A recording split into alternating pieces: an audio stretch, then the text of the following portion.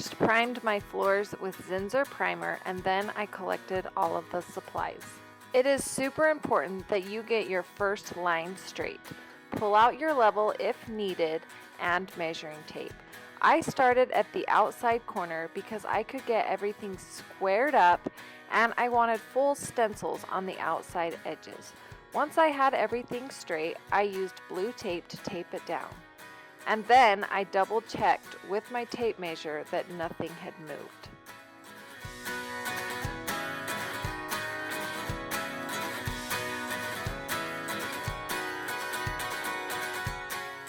Now it is time to paint.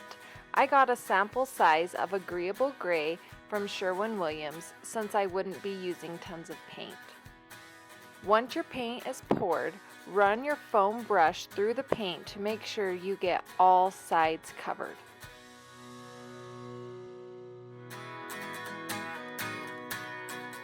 I rolled it on the paper towel to make sure I had paint all over the roller. There were a few spots that were still bare, so I rolled it again in the paint.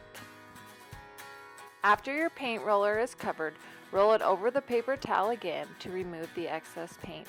This is super important. If you have too much paint on your roller, it is more likely to run under the stencil and you won't get good, crisp lines. As you begin to paint, make sure to run your roller all different directions so you get the paint everywhere.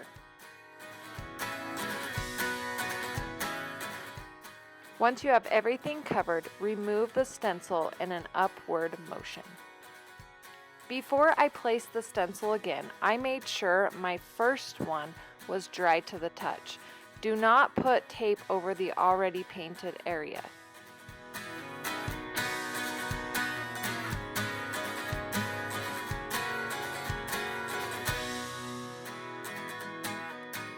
Make sure that tape is good and stuck to the floor so your stencil will not move.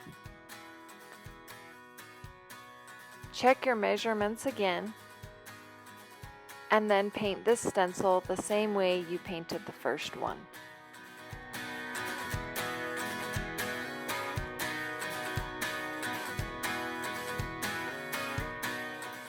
The first line of stenciling does take a bit longer with drying time. But after I finished the first line, I found a little trick that made it move much faster.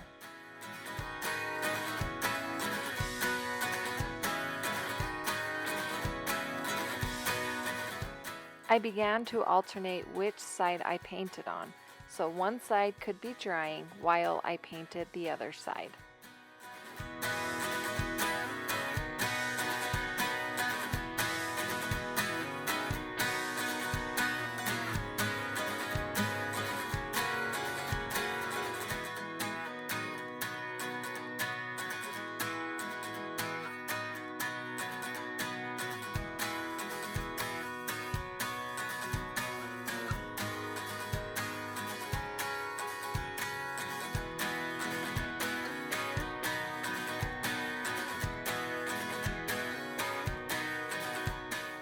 If you look at my stencil, you can see it is clean again. I cleaned it after about 10 uses. As the paint dried on the stencil, it would get gummy, making it so the paint could get underneath my stencil easier, so my lines were not quite as crisp.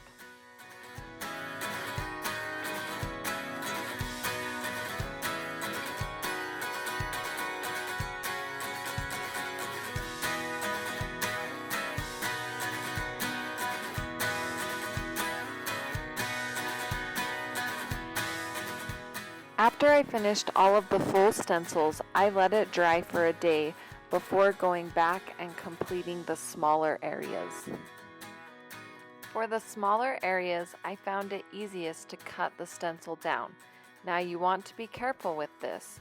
I didn't have a backup stencil, so I started with the biggest area and slowly cut the stencil smaller.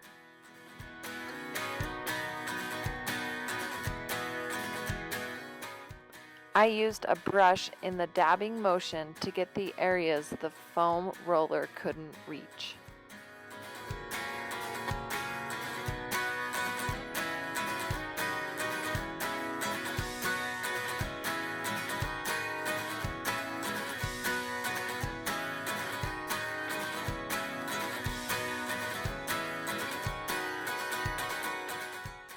Once I finished all the stenciling, I used a small brush for touch-ups.